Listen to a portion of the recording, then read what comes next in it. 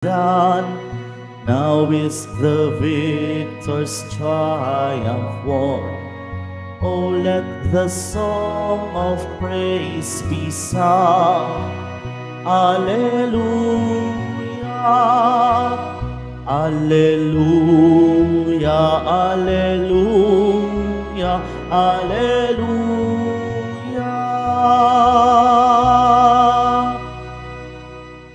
We begin our celebration in the name of the Father, and of the Son, and of the Holy Spirit. Amen. The grace of our Lord Jesus Christ and the Lamb of God, and the communion of the Holy Spirit be with you all. And with your spirit. Sisters and brothers, let us acknowledge our sins and so prepare ourselves to celebrate the sacred mysteries. Together we say, I confess to Almighty God and to you, my brothers and sisters, that I have greatly sinned in my thoughts and in my words, in what I have done, in what I have failed to do, through my fault, through my most grievous fault. Therefore I ask the Blessed Mary, ever Virgin, all the angels and saints, and you, my brothers and sisters, to pray for me to the Lord our God. May Almighty God have mercy on us, forgive us our sins, and bring us to everlasting life. Amen. Lord, have mercy.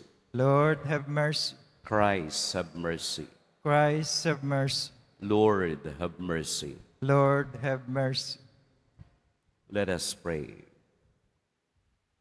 O God, who in the font of baptism have made new those who believe in you, keep safe those reborn in Christ, that defeating every onslaught of error, they may faithfully preserve the grace of your blessing. Through our Lord Jesus Christ, your Son, who lives and reigns with you in the unity of the Holy Spirit, God, forever and ever. Amen. Please be seated.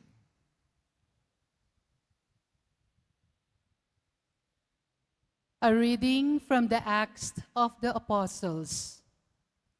The church throughout Judea, Galilee, and Samaria was at peace. She was being built up and walked in the fear of the Lord. And with the consolation of the Holy Spirit, she grew in numbers. As Peter was passing through every region, he went down to the holy ones living in Lydda. There he found a man named Aeneas, who had been confined to bed for 8 years, for he was paralyzed.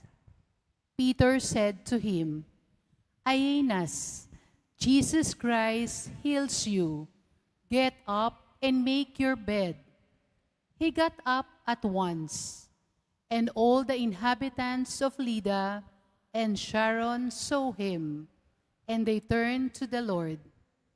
Now in Joppa there was a disciple named Tabitha, which translated is Dorcas. She was completely occupied with good deeds and almsgiving. Now during those days she felt sick and died. So after washing her, they laid her out in a room upstairs. Since Lydda was near Joppa, the disciples, hearing that Peter was there, sent 2 men to him with a request, Please come to us without delay. So Peter got up and went with them. When he arrived, they took him to the room upstairs, where all the widows came to him, weeping and showing him the tunics and cloaks that Dorcas had made while she was with them. Peter sent them all out and knelt down and prayed. Then he turned to her body and said, Tabitha, rise up. She opened her eyes, saw Peter, and sat up. He gave her his hands and raised her up. And when he had called the holy ones and the widows, he presented her alive. This became known all over Joppa, and many came to believe in the Lord.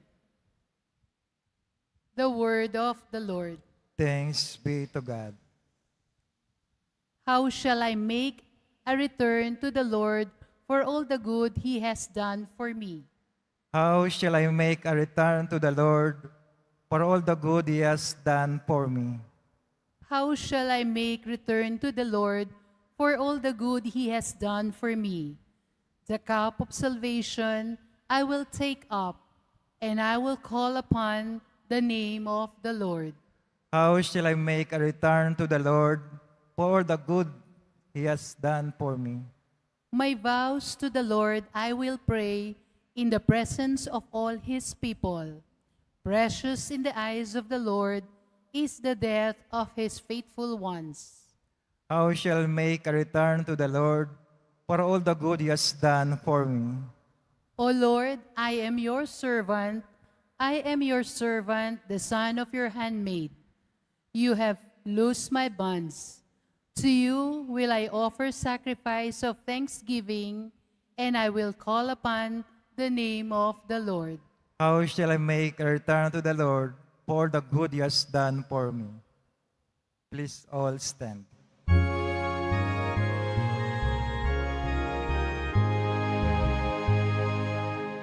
Alleluia.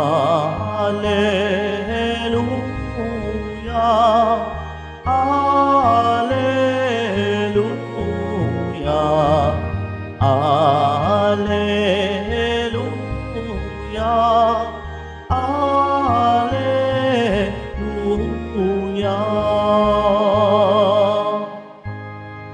Your words, Lord, are spirit and life.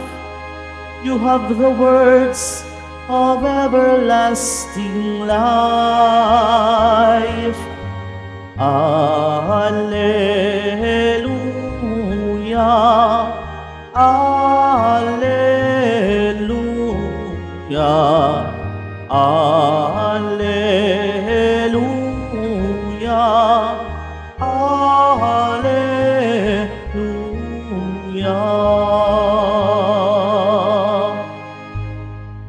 The Lord be with you. And with your spirit. The Holy Gospel according to Saint John. Glory to you, O Lord. Many of the disciples of Jesus who were listening said, "This saying is hard. Who can accept it?" Since Jesus knew that his disciples were murmuring about this, he said to them, "Does this shock you? What if you were to see the Son of Man ascending to where he was before? It is the Spirit that gives life, while the flesh is of no avail. The words I have spoken to you are spirit and life, but there are some of you who do not believe." Jesus knew from the beginning the ones who would not believe and the one who would betray him. And he said, "For this reason, I have told you that no one can come to me unless it is granted by my Father." As a result of this, many of his disciples returned to their former way of life and no longer walk with him.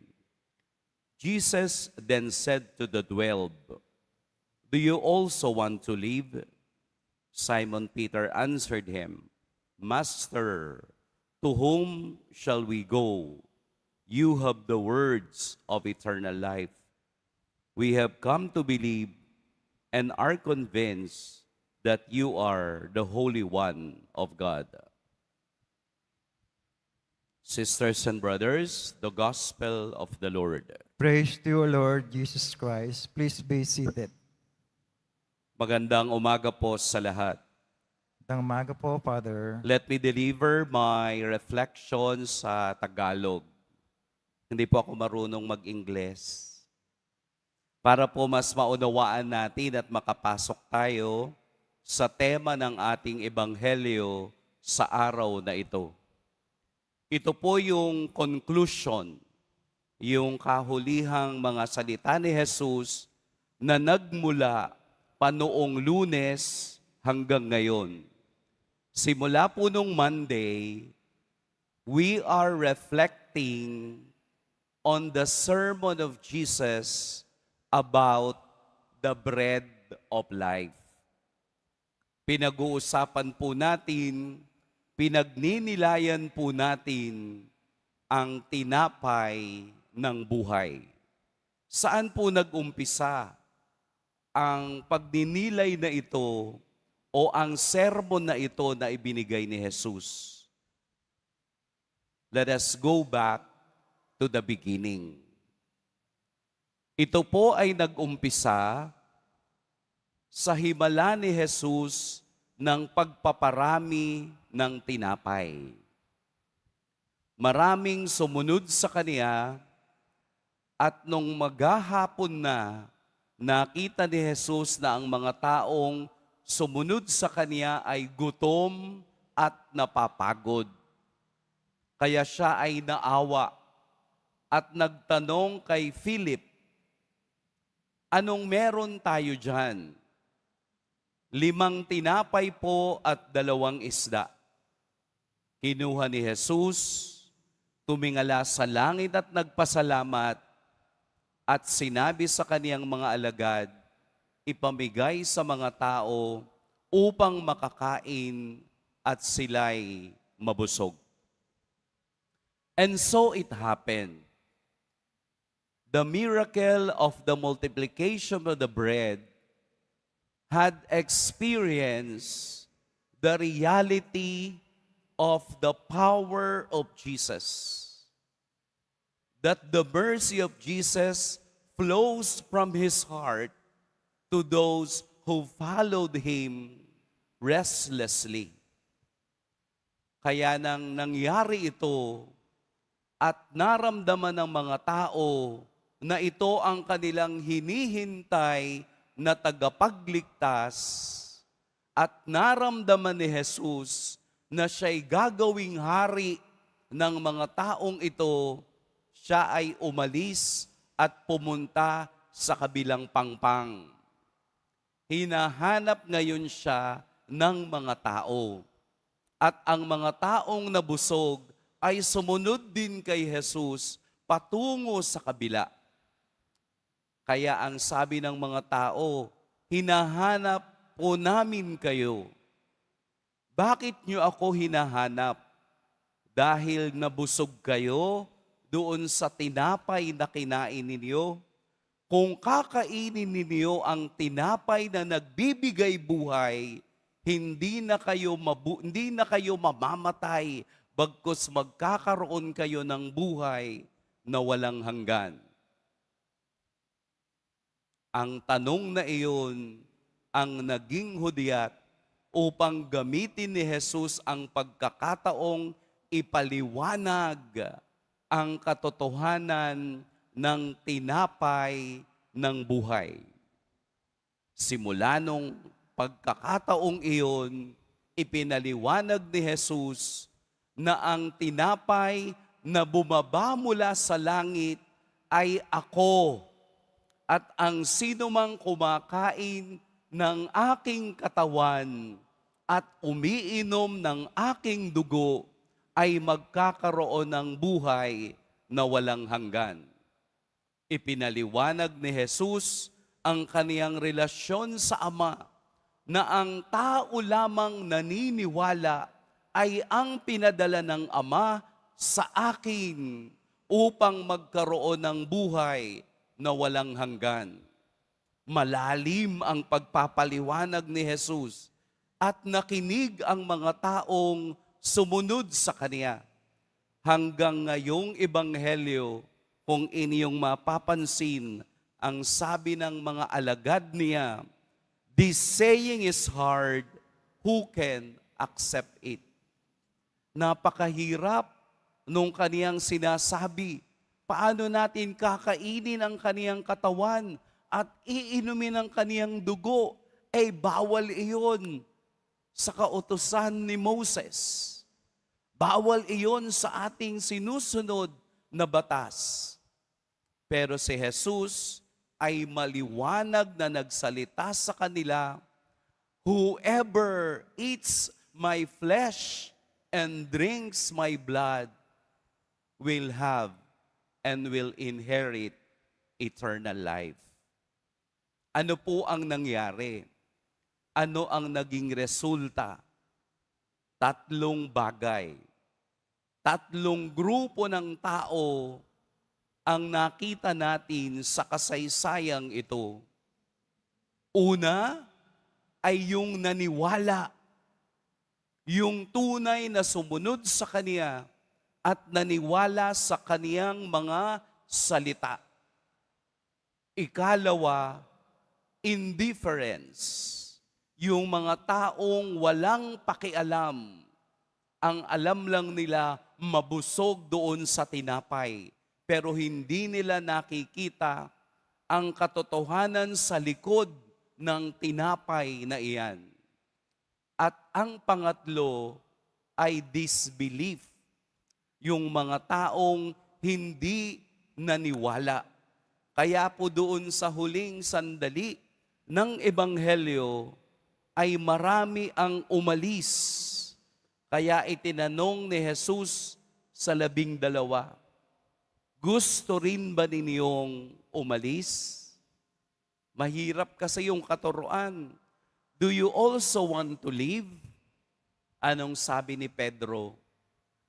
"Master, kanino po kami pupunta? You have the words of eternal life. Ang mga salita mo ay buhay. Kung sinabi mong ikaw ang tinapay ng buhay, ikaw yun. Maniniwala kami doon dahil ikaw ang nagsalita nito. And you are the Holy One of God." Saan tayo doon sa 3? Tayo ba yung sumusunod lamang dahil tayo'y nakikinabang? Tayo ba yung walang pakialam? Labas-masok sa simbahan, walang pakialam? O tayo yung katulad ni Pedro na nagdi-declare ng saan kami pupunta? To whom shall we go? You have the words of eternal life. Ikaw yung nagbigay sa amin ng bagong buhay. At ito ang aming gustong sundin at sundan hanggang kamatayan. Doon sa 3 na yon, saan tayo nabibilang? Let us reflect. Pag-isipan po natin, pagnilayan natin, baka tayo'y sumusunod lang, pero wala tayong pananampalataya. O baka tayo'y indifferent, yung walang pakialam. Nagmimisa, nagse-cellphone, walang pakialam. Nagmimisa, nakikipagkwentuhan sa katabi, walang pakialam. Pero may faith. Diba? Indifferent po ang tawag doon. At ang hirap ng taong mahalin kapag indifferent. Napakahirap. Very indifferent. Pangatlo, mas maganda kung tutulad tayo kay San Pedro. Kaya ka nandito, ito po ang tingnan ninyo. Kaya kayo nandito, you are drawn by the Father. Pinadala kayo ng Ama upang makita ang pag-ibig ni Kristo sa lahat. Lahat tayo dinadala ng Ama at ang dinadala lang ng Ama ang siyang makauunawa sa mga salita ni Kristo. Ang ating ebanghelyo ay pagtatanong din kung sino ang aking sinusundan.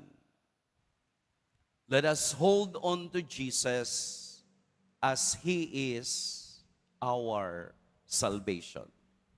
Ang banal na Eucharistia ay ang tinapay ng buhay na pinaghahati-hati at ibinibigay because we are the body of Christ. We become the body of Christ because we consume Christ. Sa bawat banal na misa ay paanyaya ng pananampalataya na tayong lahat ay tumanggap ng kaniyang katawan upang tayo'y maging katulad ni Kristo na siyang magiging sandigan ng ating kaligtasan hanggang sa katapusan ng ating buhay, hanggang makarating tayo sa kaniyang kalangitan. Sa gitna ng ating panahon, sana'y maging Pedro tayo na naniniwala at naninikluhod sa poong Jesus Nazareno. Pagpalain tayo ng poong may kapal. Please all stand.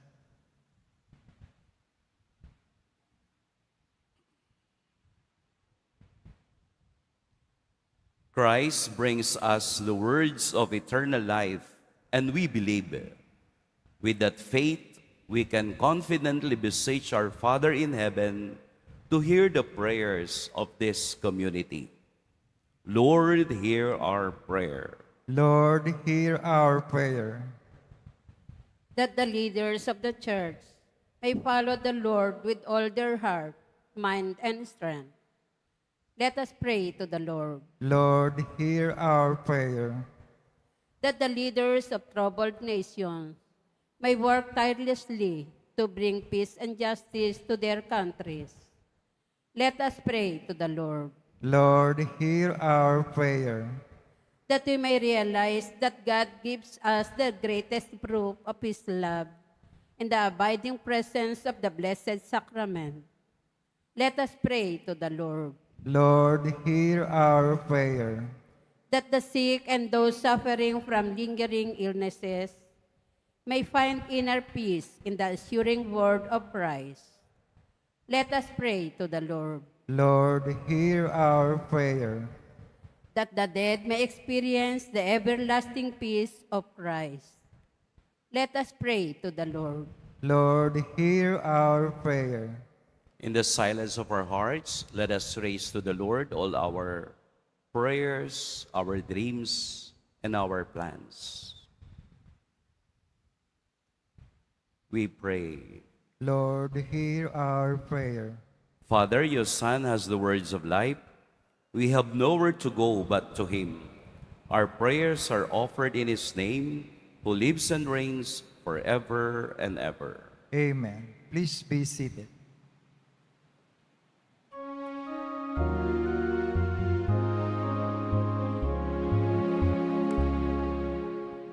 Alleluia,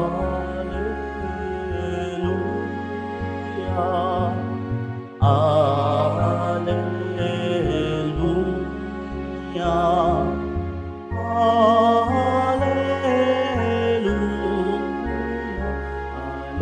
alleluia, alleluia. Ang lupa'y nayanig, ito rin ay tumahimik, nang ang poon ay tumindig bilang bukong natin. Alleluia,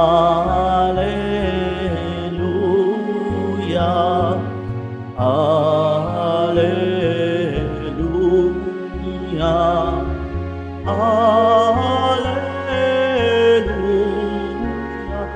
alleluia, alleluia.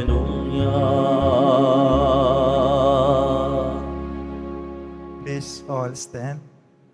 Pray, brethren, that my sacrifice and yours may be acceptable to God, the Almighty Father. May the Lord accept the sacrifice at your hands for the praise and glory of his name, for our good and the good of all his holy church. Accept in compassion, Lord, we pray, the offerings of your family, that under your protective care they may never lose what they have received, but attain the gifts that are eternal, through Christ our Lord. Amen. The Lord be with you. And with your spirit, Lift up your hearts. we lift them up to the Lord. Let us give thanks to the Lord our God. It is right and just. It is truly right and just, our duty and our salvation at all times, to acclaim you, O Lord, but in this time above all, to laud you yet more gloriously when Christ our Passover has been sacrificed. Through him the children of light rise to eternal life, and the halls of heavenly kingdom are thrown open to the faithful. For his death is our ransom from death, and in his rising the life of all has risen. Therefore, overcome with paschal joy, every land, every people exalts in your praise, and even the heavenly powers with the angelic hosts sing together the unending hymn of your glory as they acclaim. Holy, holy, holy, Lord God of hosts, heaven and earth are full of your glory. Hosanna in the highest. Blessed is he who comes in the name of the Lord. Hosanna in the highest. Please all stand. You are indeed holy, O Lord, the fount of all holiness. Make holy therefore these gifts, we pray, by sending down your Spirit upon them like the dewfall, so that they become for us the body and blood of our Lord Jesus Christ. At the time he was betrayed and entered willingly into his passion, he took bread and giving thanks, broke it, and gave it to his disciples, saying, "Take this, all of you, and eat of it, for this is my body, which will be given up for you."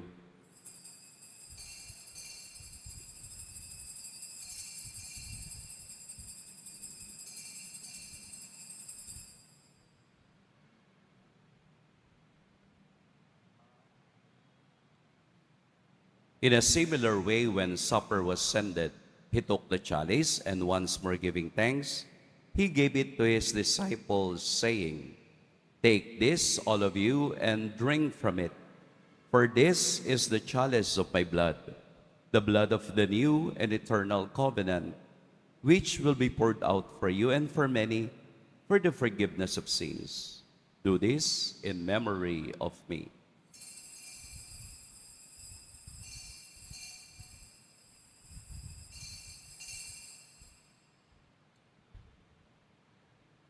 Please all stand.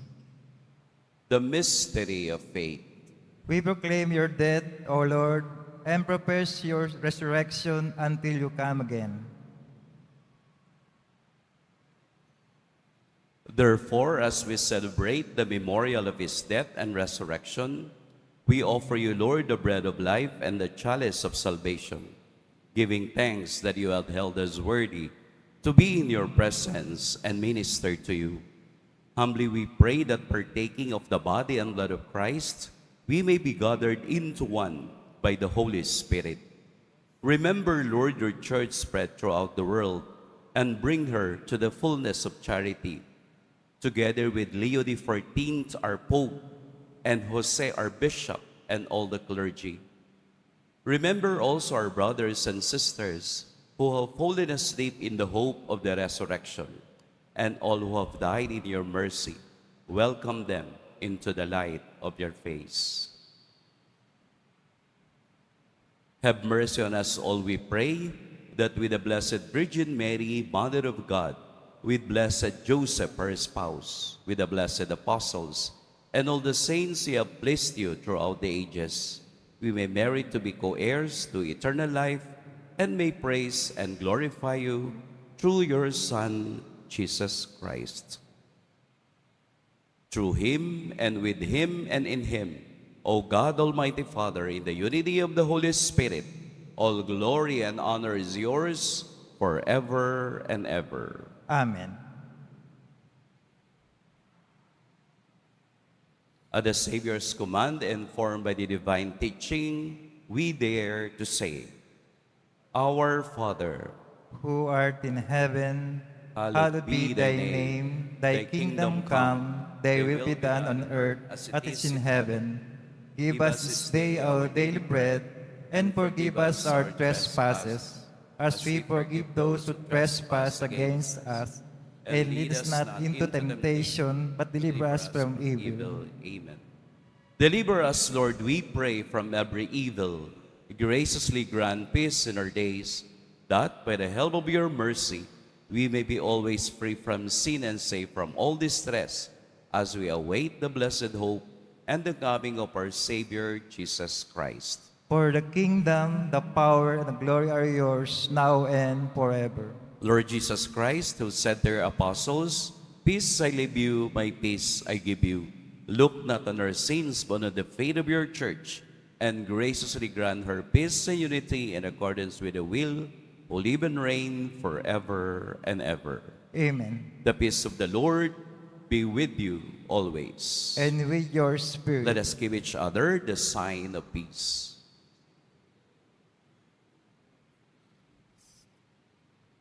Lamb of God, you take away the sins of the world, have mercy on us. Lamb of God, you take away the sins of the world, have mercy on us. Lamb of God, you take away the sins of the world, grant us peace. Please all kneel.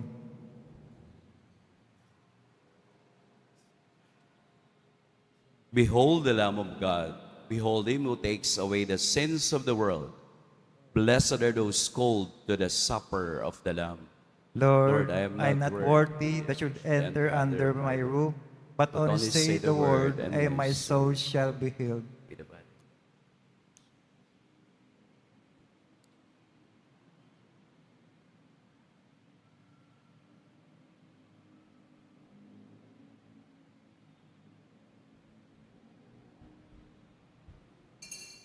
Para sa lahat ng tatanggap ng banal na komunyon, sasagot po tayo ng amen. Pagkasabi ng pare o lay minister ng katawan ng Kristo, at isubo agad sa bibig bago umalis na panampare o lay minister. Sumunod po tayo.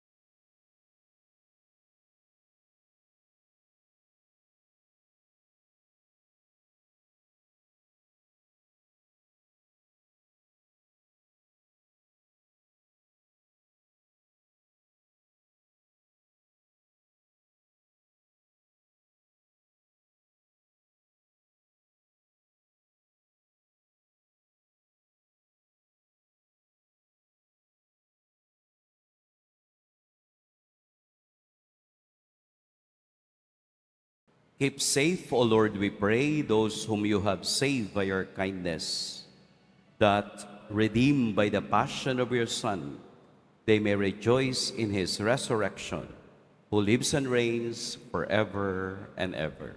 Amen. The Lord be with you. And with your spirit. Bow your heads and ask for God's blessing. Jesus Nazareno, through the cross, you show the world the enduring love of God to the world. Listen to the prayers of your people, especially for those who need most of your help and mercy. May we receive your answer with gratitude.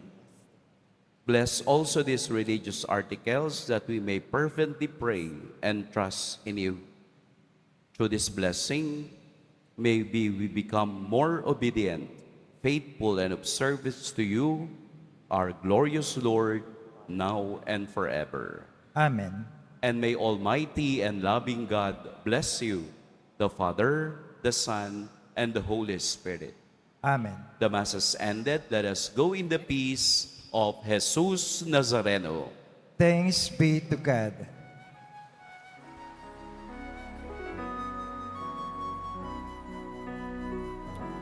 Nuestro Padre Jesús Nazareno, sinasamba ka namin. pinipintuho ka namin. Aral mo ang aming buhay at kaligtasan, Nuestro Padre Jesus Nazareno. Iligtas mo kami sa kasalanan. Ang krus mong kinamatayan ay sagisag ng aming kaligtasan. Nuestro Padre Jesus Nazareno, dinarangal ka namin.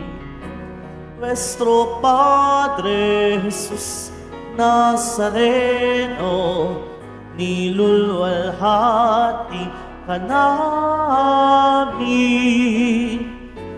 Nuestro Padre Jesus Nazareno, dinarangal ka namin. Nuestro Padre Jesus Nazareno, nilulwalhati ka namin.